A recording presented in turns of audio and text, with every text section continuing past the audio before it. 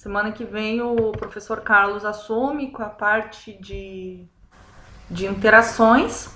Interações não, perdão, de ecologia de comunidade. Eu já estava olhando as notas de vocês. A maioria de vocês vai ficar já com 5 ou quase nota 5, então tá tudo tranquilo. Bom, hoje a gente vai falar um pouquinho sobre parasitismo. Eu sei que esse assunto ele assusta um pouco os biólogos, mas eu particularmente eu gosto muito desse tema. Foi o tema que eu trabalhei tanto no meu mestrado quanto no doutorado. E uma coisa que eu quero tentar desmistificar na aula de hoje, eu quero tentar quebrar algum preconceito que as pessoas podem ter com parasitismo, né? Com parasitos. Por quê? Vocês tiveram parasito na graduação?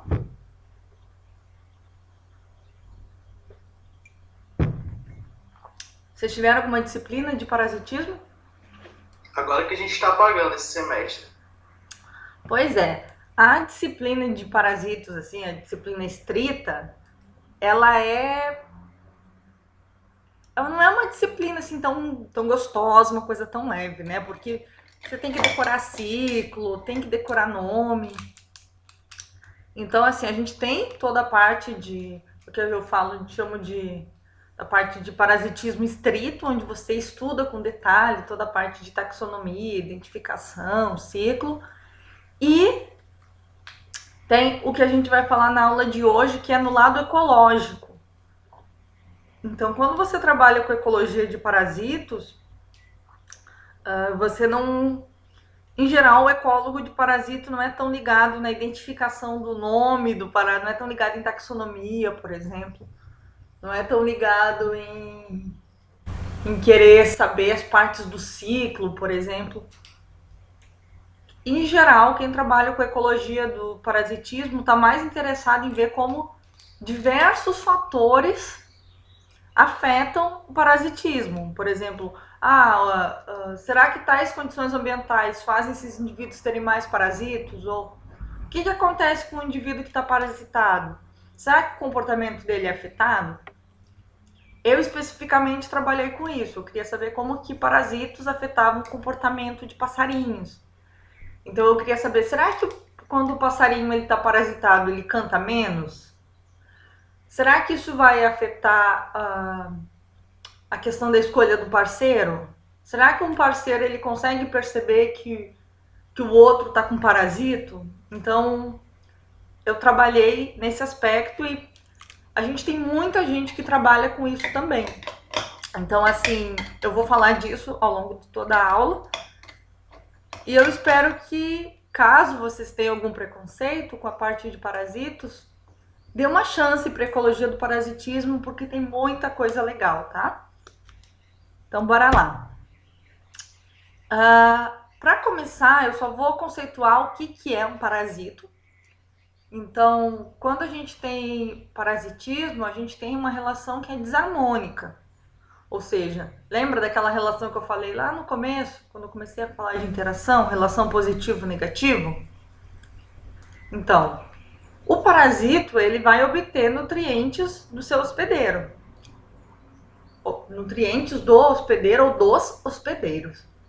Em geral, para o parasito isso é bom, porque o parasito está ganhando, né? Ele está adquirindo, está consumindo recursos. Já para quem está sendo parasitado, isso é ruim, porque os parasitos estão roubando recursos deles. Então aqui eu coloquei até uma imagem para ilustrar o que seria um parasito, né? A gente tem, eu acho que isso aqui é uma serpente. Se eu estiver enganada, me desculpem, mas eu acho que é uma serpente. E a gente tem carrapatos, tá vendo os carrapatos aqui? Ó? Os carrapatos são os parasitos, eles estão parasitando esse animal.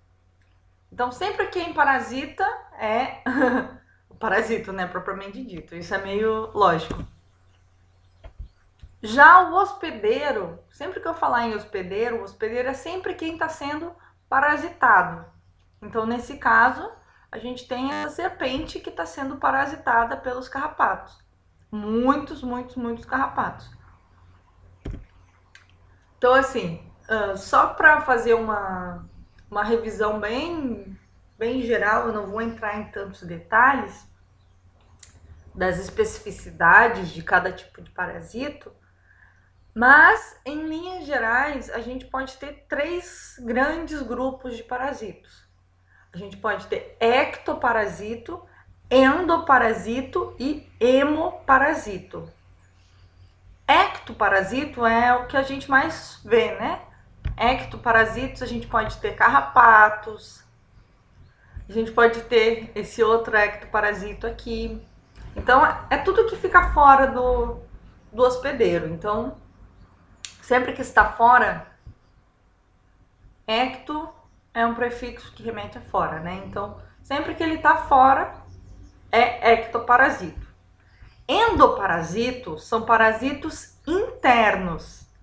Então, tudo que está dentro do organismo, aqui eu coloquei uma imagem, por exemplo, de uma tênia. Tênia é um endoparasito. Ascardíase, ascaris, é um endoparasito.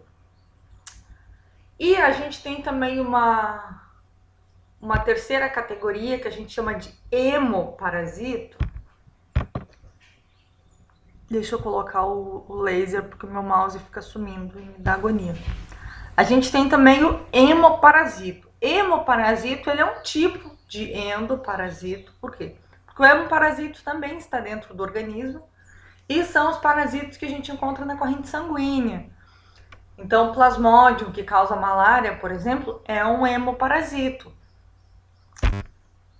Então, aqui só algumas imagens para poder ilustrar para vocês. Como eu falei, eu não vou entrar na parte de ciclo, nada disso, porque isso vocês estudam em parasitologia e os ecólogos, eles não estão tão interessados em entender o ciclo com detalhes. Em geral, quem estuda o ciclo com detalhes são parasitólogos. Os ecólogos, eles estão mais interessados em padrões, na relação dos parasitos com outras variáveis. Então, aqui, ó, o ectoparasito que eu falei, parasitos que ficam externamente aos animais. Então, aqui, ó, a gente tem parasitos no lagarto, a gente tem aqui, nesse outro animalzinho aqui, olha o tamanho desse carrapato no sapo, a orelha dessa cuíca tá cheia. E aqui a gente tem uns piolhos na pena, sabe? Ácaros de pena, perdão. Vocês estão vendo aqui, ó? Onde eu tô passando o mouse. Ácaros de pena também são considerados ectoparasitos. Eles estão externamente.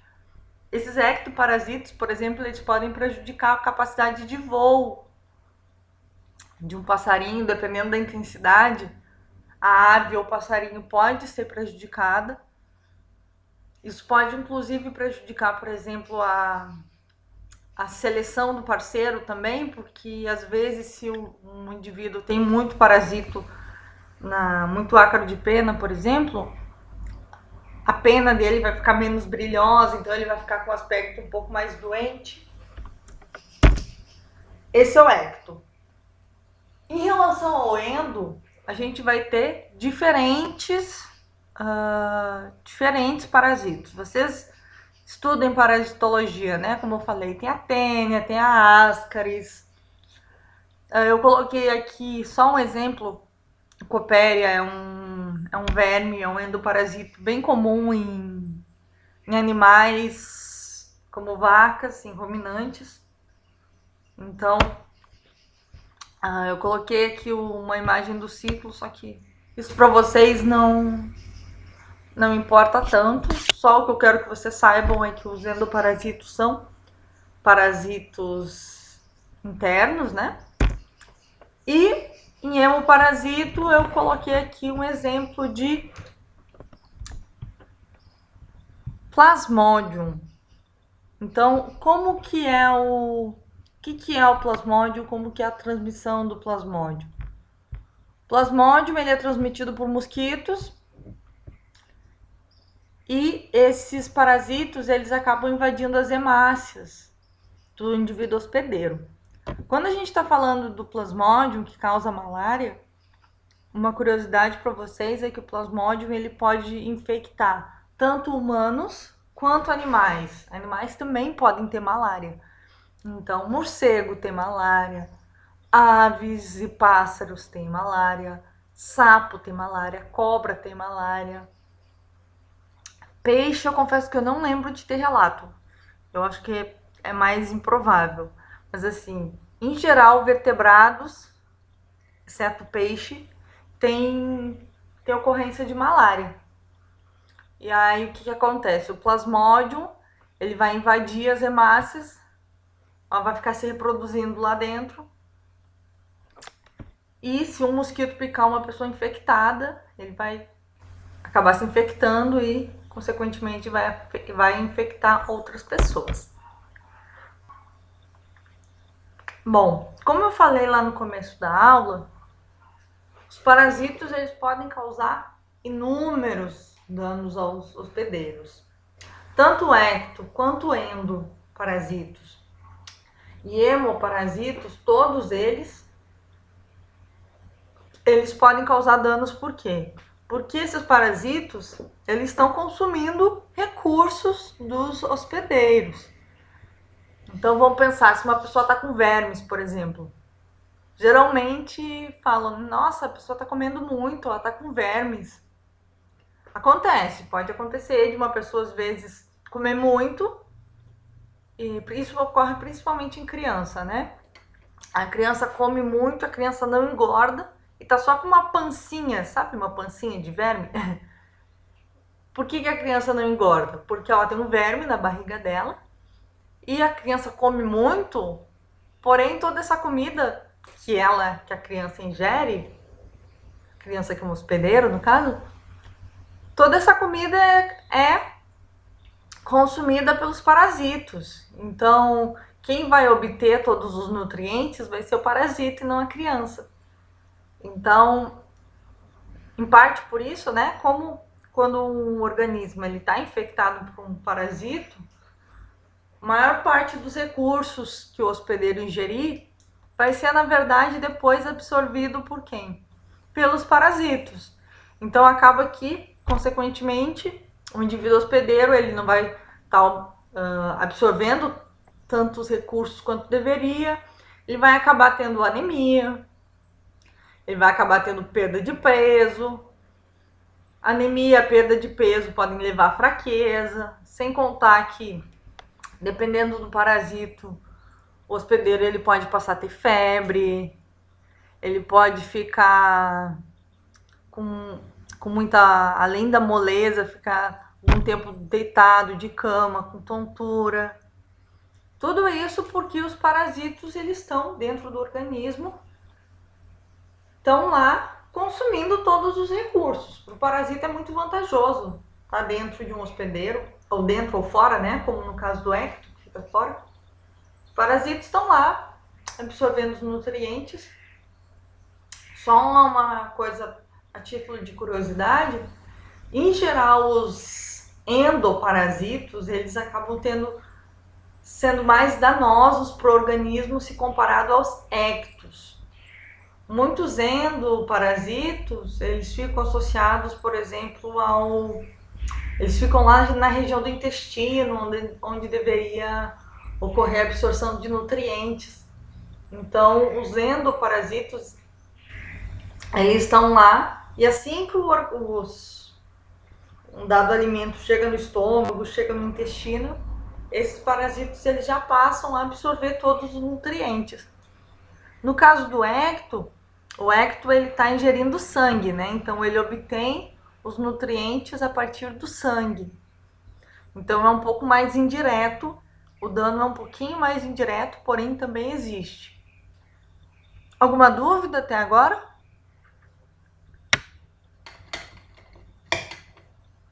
Querem falar alguma coisa?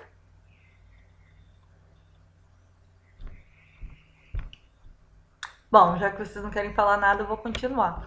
Aqui, só porque eu falei de anemia intensa, febre, perda de peso, eu coloquei uma imagem de uma vaca que está bem magra.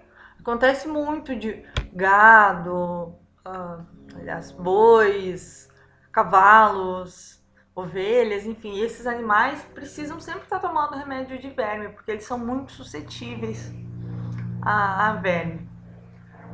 Animais silvestres têm muitos parasitos? Sim, tem muito, muito, muito, muito. Se vocês pegam um passarinho, por exemplo, com uma rede de neblina, quando você pega um passarinho, ele possivelmente vai estar cheio de ectoparasito, como carrapato. E no caso de muitos passarinhos, se você vai fazer uma análise do sangue dele, você vai detectar hemoparasito também.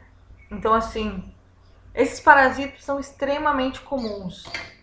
Tanto se você está falando de humano, está falando de animais domésticos, está falando de animais silvestres, os parasitos estão sempre por aí.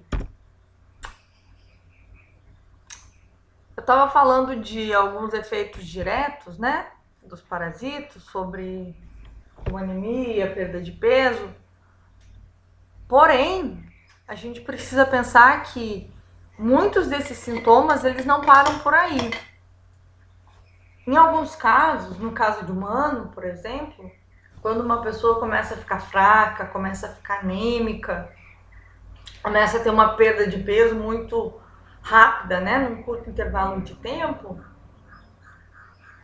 no caso de um adulto, o adulto percebe,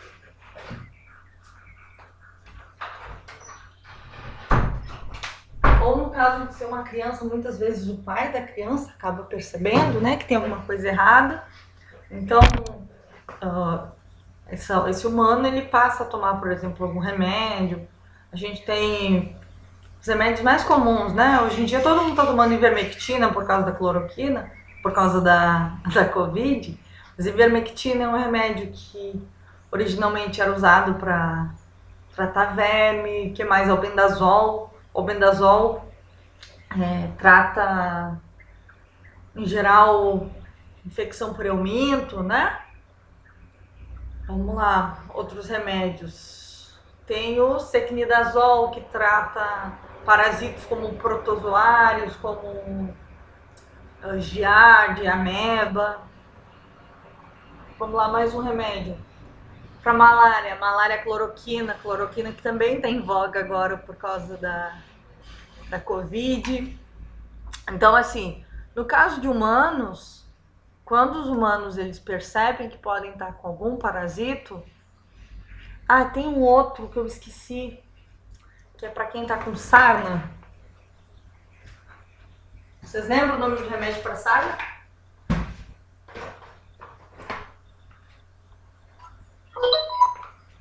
Não, professor. Aqui. Benzoato de benzila. Ele trata piolho, lêndia, sarna. Pode ser usado para carrapato também. Então, existem muitos remédios. Como eu falei, eu acabei de listar inúmeros remédios aqui, que são muito usados por humanos, né? Então, o humano percebe que está infectado por algum parasito, ele vai tomar algum remédio e vai possivelmente ficar livre dos parasitos. Porém, quando a gente está falando de animais silvestres, principalmente, o animal silvestre ele não sabe detectar se ele está doente ou não. Eles não têm, animais silvestres não têm um hospital onde eles vão fazer exame de sangue para saber se eles estão doentes ou não. Então, assim, no caso de animais silvestres, os efeitos dos parasitos eles podem ser muito mais fortes, podem ter consequências muito mais drásticas se comparado a humanos e animais domésticos. Animais domésticos também tomam remédio com muita frequência, né? Ou pelo menos deveriam tomar. Então, assim, no caso de animais silvestres, quando eles são infectados por parasitos, a gente pode até ter os mesmos sintomas iniciais de humano e animais domésticos. Também começa com anemia, perda de peso, fraqueza. Porém, como esses animais eles não são tratados, muitos animais não conseguem melhorar sozinho, acaba que muitos animais silvestres acabam indo a óbito por causa do parasito. O parasito ele causa tanto dano que eles podem morrer por causa dos parasitos. Vou dar um exemplo aqui para vocês. No caso desses passarinhos aqui, é do gênero Ficédula. Eles são passarinhos europeus. Esse aqui é o machinho. Na esquerda a gente tem a fêmea. Na esquerda a fêmea, direita macho. No caso desses passarinhos aqui, uma pesquisadora acompanhou eles por vários anos. E o que ela percebeu? Essa pesquisadora percebeu que esses passarinhos, por exemplo, os ficédulas, são muito suscetíveis à malária. A malária é uma doença causada pelo gênero Plasmodium. E ela percebeu que quando os indivíduos eles tinham malária, eles tendiam a morrer muito mais do que aqueles indivíduos que eram saudáveis. Então, a malária diminuía a taxa de sobrevivência. Então, a probabilidade de um indivíduo que tinha malária morrer era maior do que a probabilidade de um indivíduo saudável morrer. Em geral, um indivíduo que não tinha parasitos, ao longo da vida, vivia mais. Isso foi feito para o Ficédula, mas eu acho que se a gente fizesse um estudo assim no Brasil, a gente também encontraria um resultado mais ou menos assim. Qual é a dificuldade de fazer estudos desse tipo? Você precisa acompanhar os animais por um período de 5 anos, 10 anos. Então, a cada 6 meses, você tem que recapturar todo mundo. Vai lá, faz exame de sangue. Aí você tem que ver quem é que está faltando. Além do mais, você tem que ter indivíduos que são territoriais, ou seja, indivíduos que são mais ou menos fixos a um território, indivíduos que não se movimentem muito. Então, assim, esse trabalho, por mais que ele pareça simples, metodologicamente ele não é tão simples assim. Então, assim, é por isso que a gente não tem estudos relacionando, por exemplo, malária e taxa de sobrevivência no Brasil. Mas é um tipo de trabalho possível de se fazer que poderia dar resultados bem legais. Bom, esse primeiro é um exemplo lá da Europa, cédula. Esse segundo exemplo aqui é um exemplo aqui da Amazônia mesmo. Essa aqui foi a espécie que eu trabalhei no meu doutorado. O urapuru é um passarinho bem pequenininho, assim. O macho tem 6 gramas. Ele é muito pequenininho. E aí, o que eu fiz? Eu fiquei acompanhando esses passarinhos aí ao longo de um ano. Aí eu fazia exame de sangue neles. E o que eu vi? Eu vi que alguns indivíduos tinham malária e outros não, né? Em geral, os passarinhos que tinham malária, eles cantavam menos. E também, o indivíduo que tinha malária, ele era menos colorido. Então, assim, você não conseguia, pelo menos humanos, não conseguiam ver a olho nu. Mas quando a gente fazia uma análise mais aprofundada de coloração, usando o método de espectrofotômetro, é um método bem avançado para você avaliar a coloração, você via que, em geral, quando o indivíduo ele tinha malária, a coloração dele ficava mais feinha, ficava mais desbotado. Por quê? Porque o parasito ele está lá dentro do organismo ingerindo recurso, né? Ingerindo nutrientes. Todos esses nutrientes, eles poderiam ser usados. Todos esses nutrientes, eles poderiam ser usados, por exemplo, para ser investidos em plumagem, ou poderia ser uma energia a mais que ia permitir o bicho vocalizar mais. Porém, como ele estava doente, como os parasitos estavam consumindo a maior parte dos recursos dele, estavam consumindo a maior parte das energias dele, ele não conseguia cantar direito, a cor dele ficava menos brilhante, ficava menos colorido e, consequentemente, isso afetava a escolha do parceiro também. A gente percebeu que as fêmeas, elas sempre preferiam aqueles machos que cantavam mais, os machos mais coloridos. Então acaba que quando um passarinho ele tinha malária, ele acabava sendo prejudicado, né? Não só quanto ao comportamento de vocalização e cor, mas ele também não conseguia reproduzir.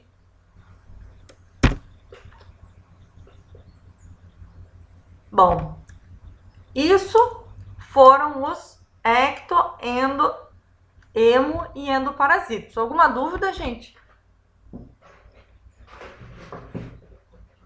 Não, professora. Você sabe algum exemplo de parasitismo assim, ecto, endo, emo, parasitos?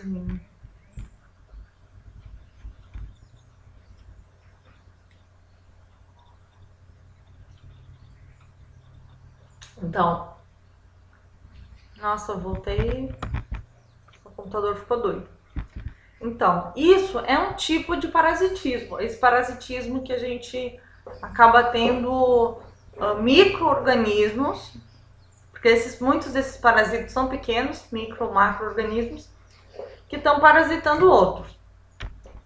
Porém, a gente precisa ter em mente que não existe somente esse tipo de parasitismo. Então, quando a gente fala em parasito, por mais que primeiramente as pessoas vão pensar em carrapato, as pessoas vão pensar em vermes, vão pensar em doenças como a malária, ou sei lá, leishmaniose, toxoplasmose, tudo isso é doença considerada parasitária, né? Porém, a gente pode ter outros tipos de parasitismo também, que a gente acaba estudando na ecologia. Um tipo de parasitismo que eu acho bem interessante é o nidoparasitismo. Nido, aqui ó, esse prefixo nido, ele vem de ninho. Então, os nidoparasitos são aqueles parasitos de ninhos. A gente geralmente observa nidoparasitismo no caso de aves. O que acontece? Algumas espécies de aves, elas resolvem que elas não querem ter todo o gasto, né? Porque assim, quando uma ave, por exemplo, vai ter um filhote, teoricamente, a ave deveria construir um ninho. Então, tem todo um tempo para construir o ninho. Vocês podem ver, por exemplo, aqui a gente tem muito sabiá da praia que constrói ninho, né? Se vocês observarem, às vezes eles ficam semanas construindo ninho. Vocês já viram isso? Algum passarinho construindo ninho? Já, professora. Inclusive aqui em casa tem um bem pequenininho que ele constrói aqui toda.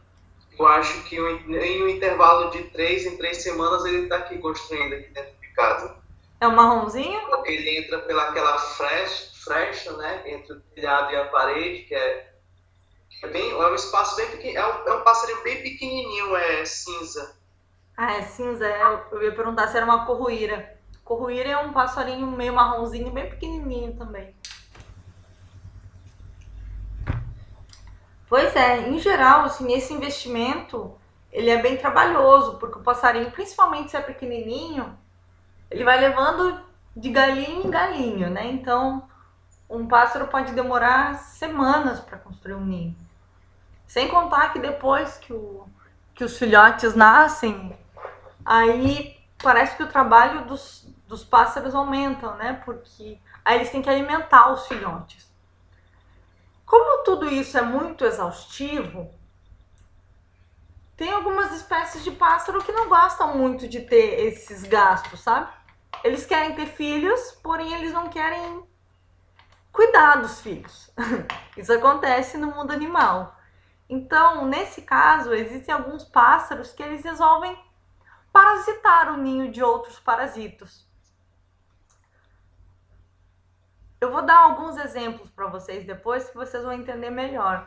Mas assim, o que mais acontece no caso de parasitismo de ninho é uma espécie vai lá, constrói o seu ninho, põe os ovos, vai lá outra espécie e põe um ovo junto, naquele ninho onde já existe já existiam outros ovos para a outra espécie cuidar.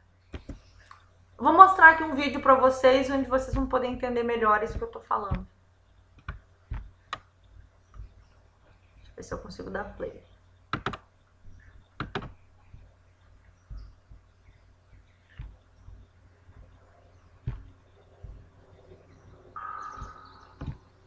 Nas florestas coreanas, uma mãe Barrote-Bill está cuidando de seu ninho. Seus recém-nascidos estão brigando. O mais fraco é jogado para a morte fora do ninho por seu irmão extraordinariamente grande. Será que é uma rivalidade séria entre irmãos? Não, não é bem o que parece. Anteriormente, um cuco passou dias espionando este ninho.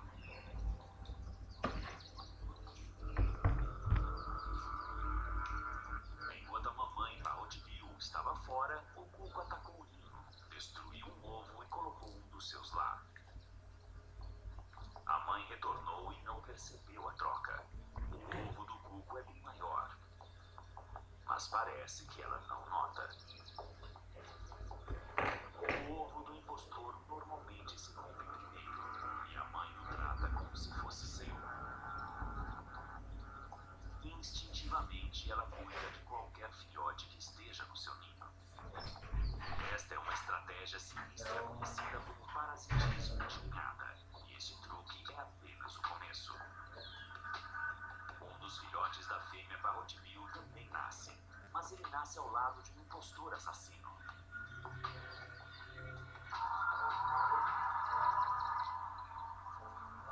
Matar aumenta o apetite.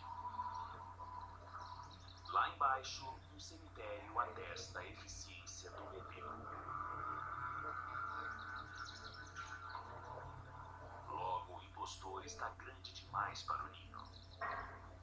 Mas a mãe, incauta, continua a alimentá-lo e a cuidar dele. Ela vai continuar a cuidar dele como uma escrava, mesmo depois que ele ficar maior que ela. Ele pode até ser um cuco, mas consegue perceber um bom negócio quando aparece.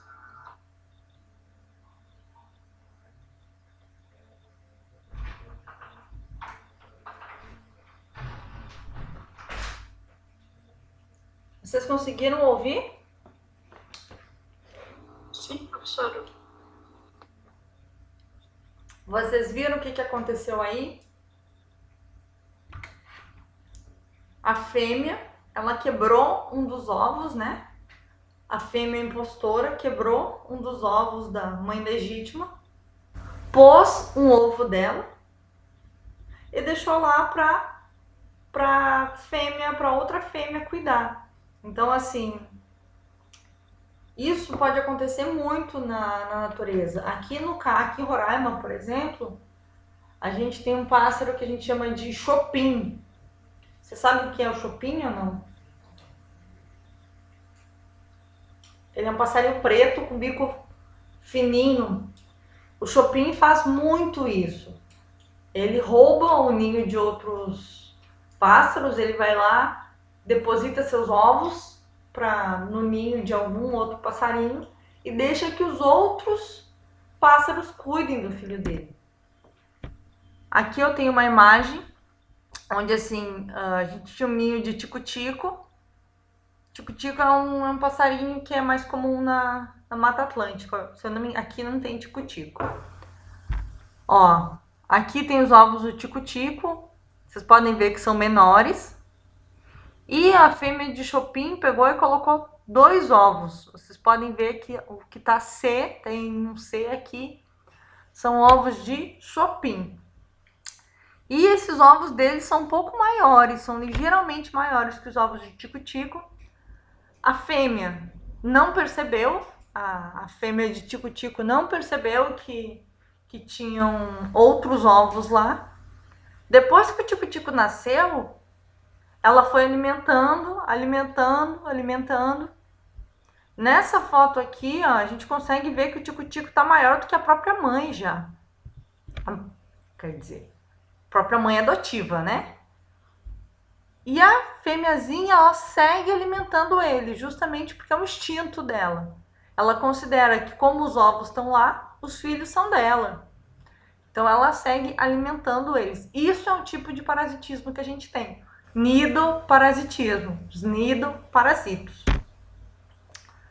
Lembrando que assim, a gente pode ter esse nidoparasitismo mais extremo quando a gente tem uma fêmea que acaba colocando os ovos no ninho de uma outra fêmea, para outra fêmea cuidar. Isso é um tipo mais severo, né? De nidoparasitismo. Porém, a gente também pode ter um nidoparasitismo mais, digamos assim, mais leve, quando uma espécie ela para de usar um ninho e aí a outra resolve usar um ninho já existente para não precisar construir. Então, assim, aqui tem um exemplo onde a gente tem, seria uma espécie de twin, um dos twins que... Existem várias espécies de twin opsitacídeo, essa aqui seria uma espécie. Joseph, me corrige, por favor, se eu estiver errada. Esse daí é um twin mesmo, é um Focus. Então, e aqui a gente tem ninhos de João de Barro. Tem João de Barro aqui em Roraima?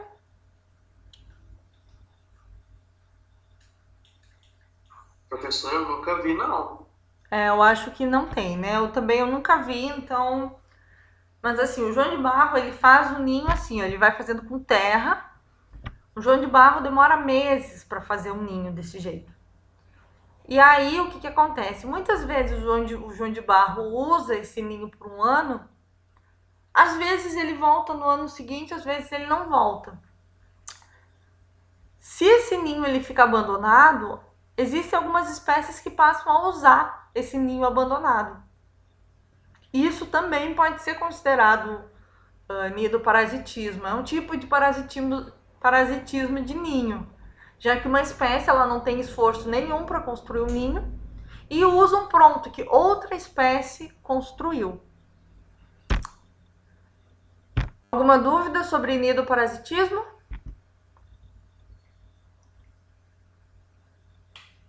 Alguém quer falar alguma coisa? Alguém já viu nidoparasitismo?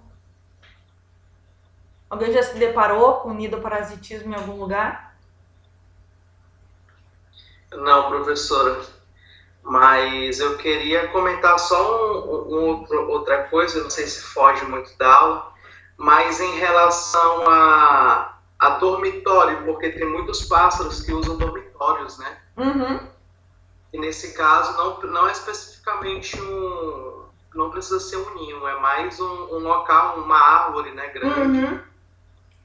Não, no caso de dormitório não entra em nidoparasitismo porque não teve nenhum...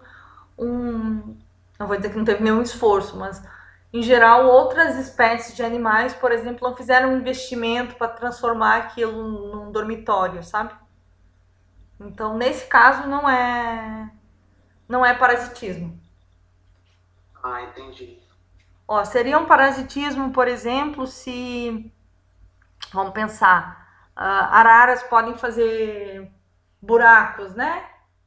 Então, para fazer um ninho, aquelas araras param de usar, por algum motivo, elas param de usar aquele buraco e outra espécie passa a usar, como por exemplo, mucura. Mucura adora usar abrigo que já está pronto. Aí sim você teria um nidoparasitismo. Nidoparasitismo precisa uma espécie ter feito um investimento, construir um abrigo e aí a outra usa, sabe? Mas no caso de dormitório em árvore, por exemplo, como você vê tanto em psitacídeo, você vê dormitório com garça também, nesse caso não é, nesse caso não.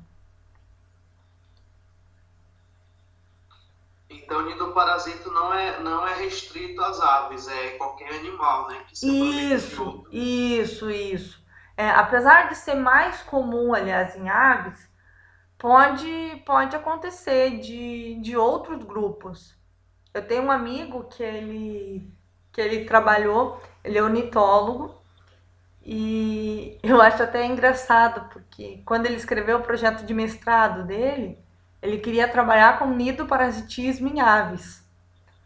No final, aí ele construiu ninhos artificiais e queria ver quem que usava, né? No final, ele viu que abelhas usavam os ninhos artificiais, mucura usava, rato usava, todo mundo, menos passarinho, usava os ninhos artificiais. Então ele mudou o foco dele. Ele teve que mudar, porque senão ele não ia conseguir defender o mestrado dele. Eu acho esse exemplo bem, bem engraçado, que ele fala que ele queria trabalhar com nidoparasitismo em aves e no final ele não teve aves no trabalho dele. Ele teve muita abelha, muita mucura, assim, foi o que dominou. Quem mais parasitava os ninhos artificiais era a mucura e a abelha. A mucura tentando se defender de predador, né? Vocês podem ver que, assim, nessas interações que a gente está estudando, por mais que eu tente separar uma interação da outra, não tem como a gente falar de parasitismo, por exemplo, sem pensar em competição, por exemplo, ou sem pensar em predação. Tá tudo muito ligado, sabe? Então, no parasitismo, por exemplo, ocorre competição por um recurso. Então, lembra que tá tudo muito, na ecologia é muito difícil separar uma coisa da outra. Não sei se vocês entenderam o que eu quis dizer.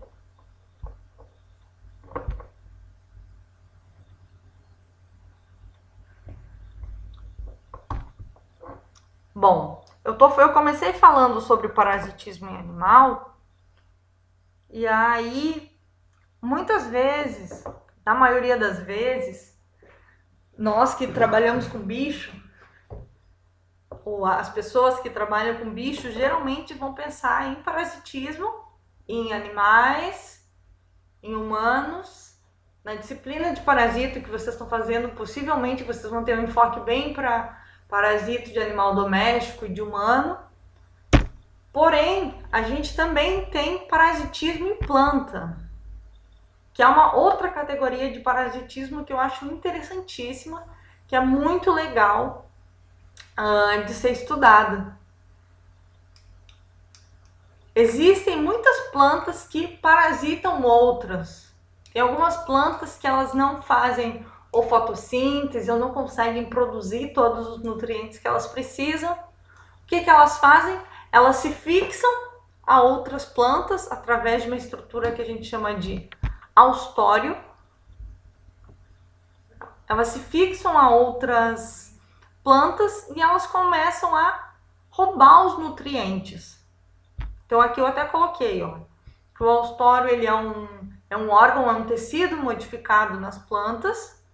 Ele vai penetrar no xilema e no floema dos hospedeiros e vai começar a roubar água e nutriente. Então aqui só para vocês poderem ver, seria uma imagem que você poderia ver no microscópio, por exemplo.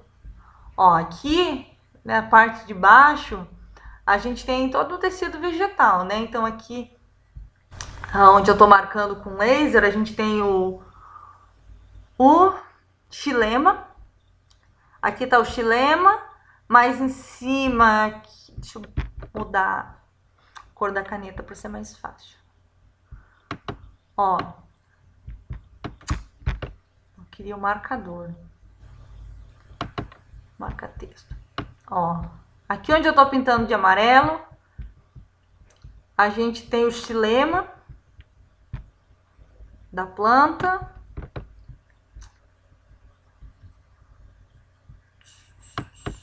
Deixa eu mudar.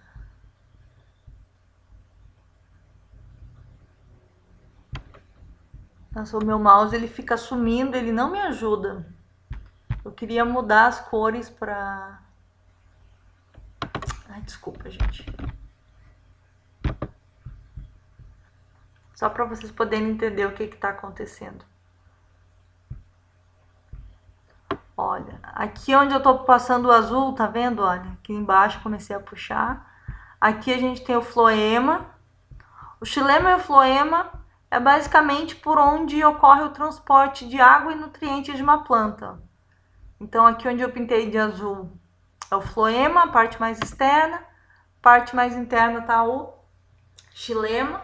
Então, xilema e floema por onde uma planta ela vai obter as folhas, os frutos vão obter os nutrientes que elas precisam. E no caso das plantas parasitas, elas têm uma espécie de raiz modificada que a gente chama de austório, que ela penetra no tecido da planta e vai até a região do xilema e floema e ela começa a absorver todos os nutrientes da planta, né? Da planta hospedeira. A planta que está sendo parasitada. E ela começa a roubar os nutrientes. Então a gente começa a ter uma competição por recursos. Então, porque a gente tem um recurso e esse recurso ao mesmo tempo está sendo usado pela planta hospedeira e pela planta parasita. Vocês entenderam essa parte ou quero que eu explique de novo?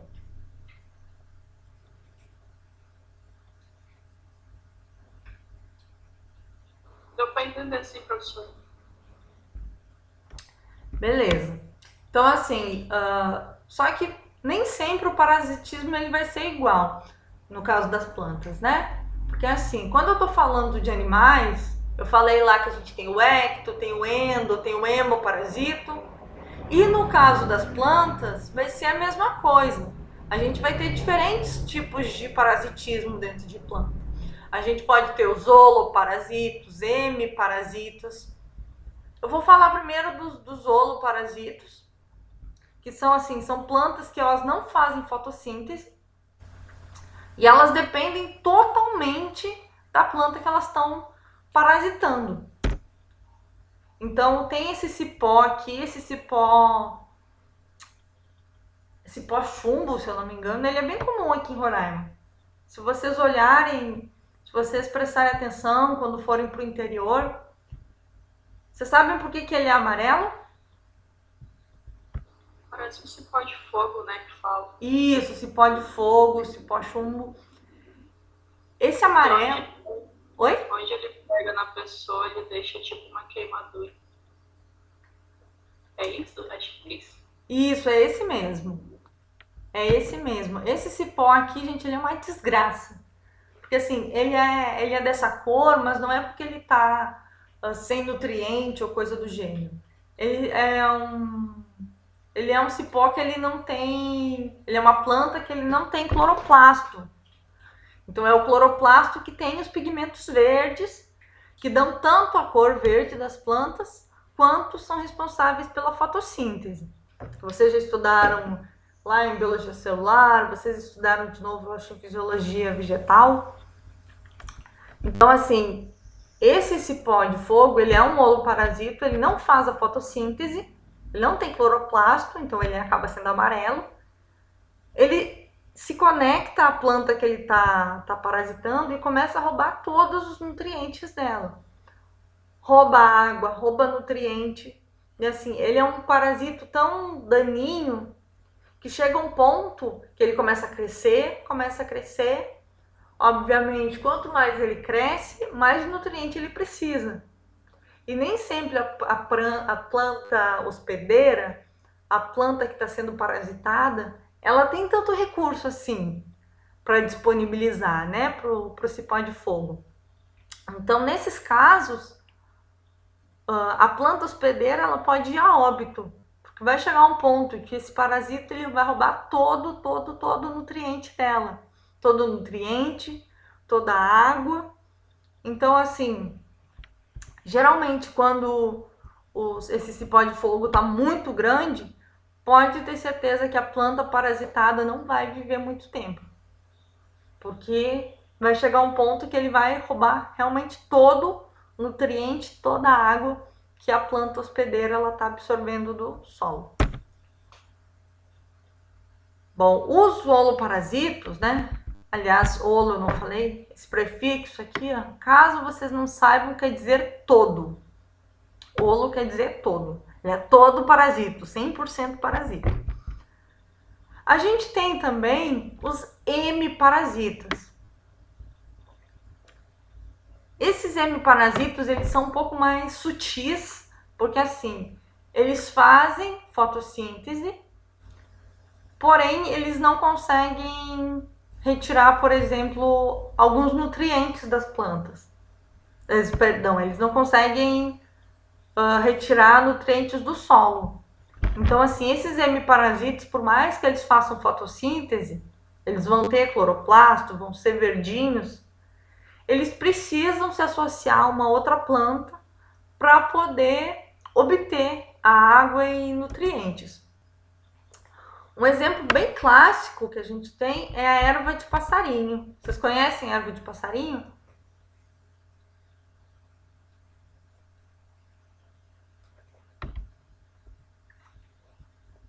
Essa aqui é a erva de passarinho, ó. Tá vendo que ele é verdinho, né? Ele tem cloroplasto. E aqui, ó, aqui eu botei uma imagem onde a gente tem a folha.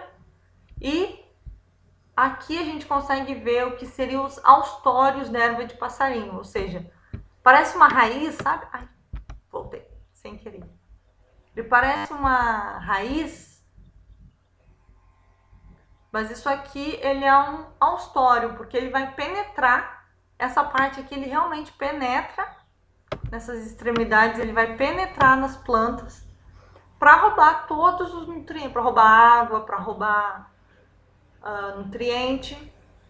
Lembrando que os hemiparasitos eles não são tão severos quanto, por exemplo, o cipó de fogo, quanto os holoparasitos. Então, assim, é mais improvável que uma erva de passarinho leve o seu hospedeiro a óbito num curto intervalo de tempo, sabe? Então, às vezes, tem erva de passarinho que vive numa árvore 20, 30, 40 anos, sabe? Ela não vai matar a planta hospedeira, porém, a planta hospedeira também não vai crescer tanto quanto poderia, porque ela está sendo parasitada. Então, a planta parasitada ela não está acessando 100% dos recursos que ela absorve do solo. Por quê? Porque uma parte vai para a erva de passarinho. Eu suspeito que vocês podem ter erva de passarinho ou na casa de vocês, no caso de vocês terem sítio, ter alguma árvore com erva de passarinho, porque esse parasita ele é bem comum. Vocês já viram essa planta? Sim, professora, é bem comum. E às vezes a mesma árvore tem tanto a erva de passarinho como também o cupim. Uhum. Exatamente. Coitada da árvore, né?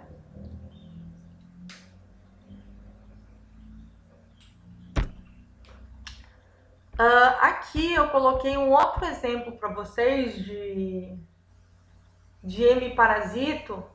Isso aqui é uma figueira. É Ficus...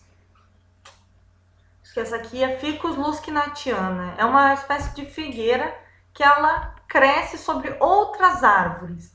Então aqui, ó, na esquerda, a gente tem o ficus, que está crescendo, e ele começa a praticamente enrolar a outra árvore. Tem gente que chama de figueira, no sul pelo menos chamam de figueira mata-pau, ou figueira estranguladora. Como que vocês chamam aqui em Roraima? Vocês já viram essa figueira?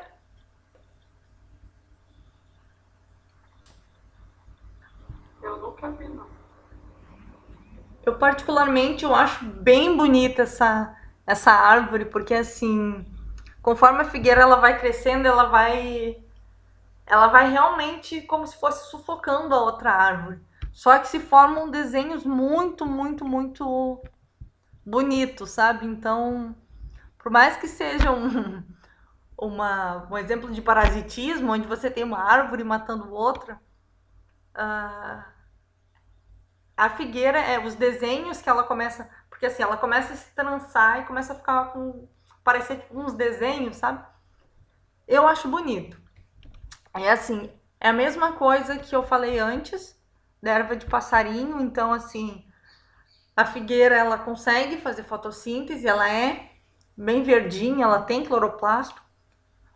porém ela não consegue absorver todos os nutrientes que ela precisa do solo, ela não consegue absorver toda a água, então ela desenvolve astórios, né? Austórios, que são as raízes modificadas, e passam a absorver nutrientes e água de outra árvore. Em geral, uma figueira dessas pode demorar 50 anos para matar uma outra árvore. É um processo bem demorado, não é um processo rápido. Então, assim, é um processo demorado, mas depois de 50 anos, 40, 50 anos, a planta que foi parasitada a vida inteira vai acabar morrendo, porque chega um ponto que essa figueira ela sufoca tanto a outra que a planta original vai a óbito. Se algum dia vocês forem a Florianópolis, eu recomendo que vocês passem no centro lá de Floripa. Tem uma árvore dessas enorme, tem 200 anos a figueira. É uma figueira monstra, lindíssima. E aí tem só o que seria ainda tem tipo um esqueleto da planta que foi sufocada.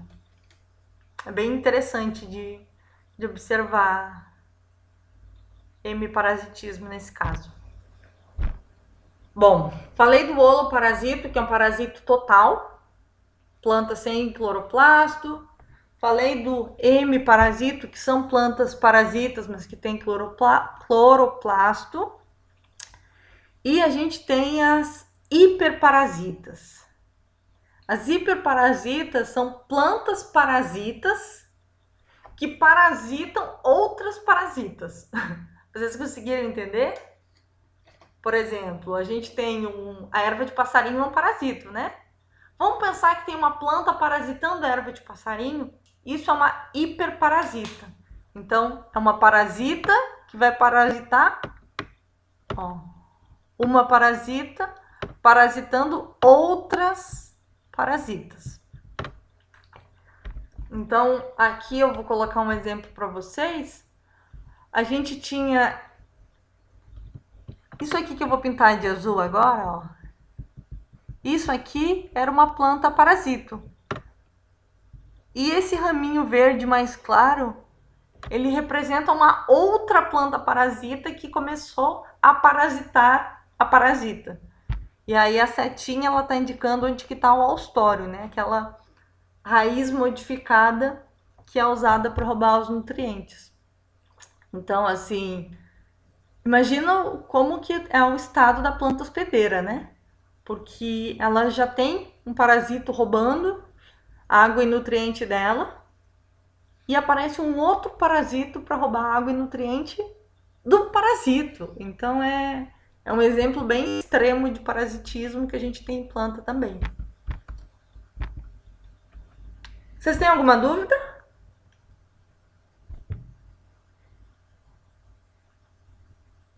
Nesse caso do hiperparasita, a hospedeira ela vai morrer mais rápido que dos holoparasitas?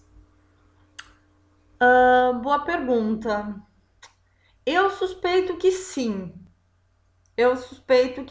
Porque como uma das parasitas, né, ela tá tentando absorver nutriente, ela não tá conseguindo absorver e usar tudo porque tem uma outra parasita parasitando a parasita. Então acaba que vão ser puxados mais nutrientes. Ambas parasitas vão precisar de muito mais nutriente para poder crescer, para poder sobreviver. Então, assim, é bem provável que a planta hospedeira ela morra mais rápido. Porque assim, quanto mais parasito tem numa planta, a tendência é que ela vai ser mais explorada, né? Então ela vai acabar morrendo mais rápido, sim. Interessante isso, né? Eu sou suspeita para falar porque eu gosto muito dessas interações parasito-hospedeiro. Como eu falei, no caso de ecólogas, a gente não está tão ligado na parte de sistemática. Eu, por exemplo, por mais que eu trabalhe com parasitologia, eu trabalho com ecologia de parasitas, no caso. Então, eu não sou tão ligada em saber o nome de todos os parasitos. Eu não sei de cor todos os ciclos de parasito. A gente está mais tentando entender como que é a interação entre hospedeiro e parasito, o que acontece? Será que ele vai morrer? Será que não vai? Quais são os efeitos? Quais são as consequências? Isso é uma coisa que é bem possível de se fazer. É uma coisa interessante de se trabalhar. Alguém quer complementar essa minha fala?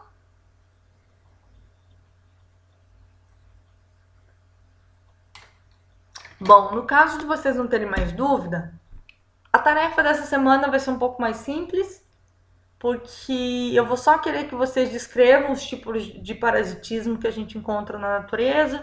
Então lembrem de descrever parasitismo em planta, em ninho, parasitismo em humano, animais. E procurem exemplos de parasitismo, deem preferência para exemplos de espécies amazônicas, em especial exemplos aqui de Roraima, se vocês encontrarem, pode ser bem legal, tá bom? E só um recado, como eu falei, essa semana é a nossa última semana de aula. A partir da semana que vem, vocês já começam a ter aula com o professor Carlos. Quer dizer, eu não sei se ele vai dar aula semana que vem já, porque semana que vem eu sei que tem feriado, acho que é sexta-feira santa, não sei se ele vai fazer feriadão a partir de quinta ou não. Mas assim, a minha aula, ela termina essa quinta-feira. Então, assim, quinta-feira, se todos pudessem participar da aula, seria legal, porque no final eu queria um feedback de vocês, eu queria um retorno de vocês acerca da aula, material, tipo de avaliação que eu usei. Eu não sei se vocês sabem, mas vocês são a minha turma cobaia. Eu não sei se eu falei isso lá no começo, porque eu entrei de substituta agora no UFRR. Então, eu estou testando métodos de ensino com vocês. Então, método de avaliação, essas coisas todas. E aí, eu queria que vocês fossem bem sinceros em relação ao o que eu poderia melhorar, o que mudar nas aulas, tá certo? Então, se vocês pudessem participar na quinta, eu agradeceria. Se vocês não tiverem mais dúvidas, vocês já estão liberados por hoje, tá bom? Obrigada. Ok, professor. Então, até aqui. Até. Professor, Oi. só mais uma pergunta. É porque esse programa qual o nome desse programa que a senhora usa para gravar as aulas? Eu uso dois. Eu uso às vezes o OBS Studio e às vezes eu uso o PowerSoft. Por quê? É porque eu precisava também gravar umas aulas, né? Que eu dou monitoria de uma disciplina, então eu estava querendo saber isso daí. Porque eu tenho um que eu uso aqui que ele é muito pesado, então ele fica travando às vezes, entendeu? Aí fica cortando a minha fala. Eu uso eu gosto muito do PowerSoft. Esse é online, não precisa nem baixar. Ah, sim. Então acho que ele é melhor mesmo. E aí você tem um vídeo curtinho para subir pro YouTube, ele sobe muito rápido. Ah, tá legal então, professor. Valeu. De nada. Até a próxima. Até.